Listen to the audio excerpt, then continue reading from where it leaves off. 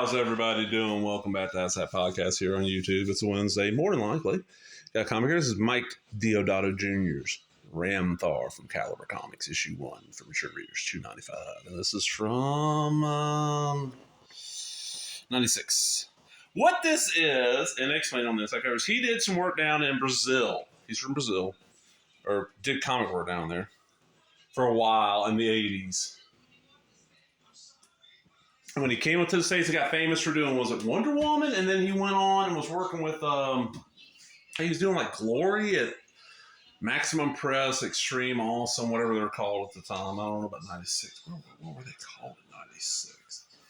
I have no idea. When he was doing that, this came out and they reprinted something. They were going to reprint a lot of his stuff. And I don't know how much of this it just didn't sell or what. I didn't know about this. I found out about this through Cartoons Kayfabe. It's one of the few books where they kind of mentioned it and did a spotlight, and it did shoot up in price. Like, you can find these. You go look, and you can find it for cover price or a little bit. You probably find it for $1 if you dig into the whole bit. Now, it's a great cover, but check this out. I do love that they did this. You get the cover back here, and then it's without all the stuff on it. It looks very Image, Liefeld, all those style artwork. So let's check it out. $2.95.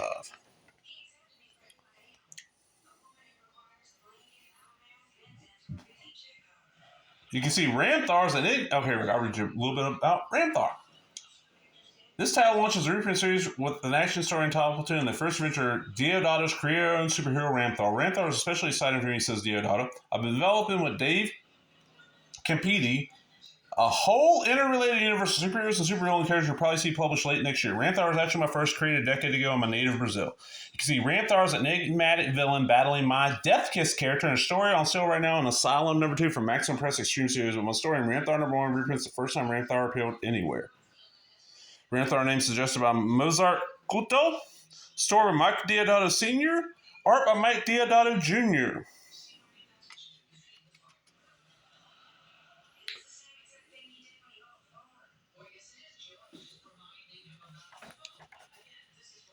And it's, look at all the, with this, all the line work and all this and all the screens. I mean, it's just great, really great art. And the story's not bad. It ain't nothing really spectacular. It feels like a slightly more superheroic story that Heavy Metal would have turned down by like 1984, 1994 from Warren would have, yeah, we'll publish that. This one, I don't know, something about that cover caught my eye there. Legends of Lore, a majestic fantasy series presented an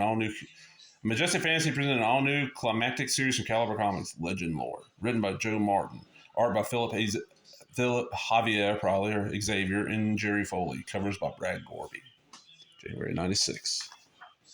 Check out Ramthar's first color appearance in Death Kiss Asylum #2. Susan script by Dave Campy and Mark Buckley, Stanley Sharp, Mark Deodato Jr., finished by Scott Rockwell. And then we get The Searchers. What was that? Oh, okay. We get Platoon, which is a Mike Deodato Jr. Art. Story by Julio Ibraz. And this is a war story? Pretty much. I mean, he does some great art. I'm glad this got printed up here in English. Yeah. Like it's a Vietnam story. Huh. I just read a black and white Vietnam story like this. Beyond Ramthar. Wonder Woman Trade Collections. Avengers. Blah, blah, blah. Silent #2. Protheus.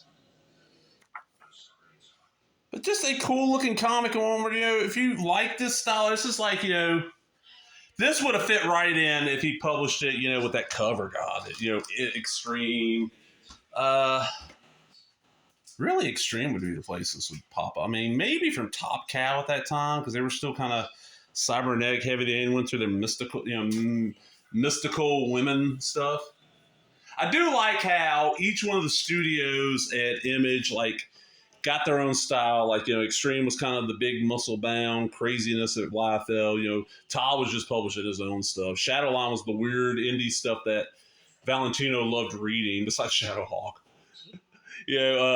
Same thing with Larson. Larson tried a little bit, mostly just published his own thing. Then like Top Cow was just X-Men ripoffs basically at first, and then it became like mystic powered women fighting each other with very little clothing on, and did them well. I mean, hell, Witchblade had what a 2-season TV show and a cartoon and all that stuff, and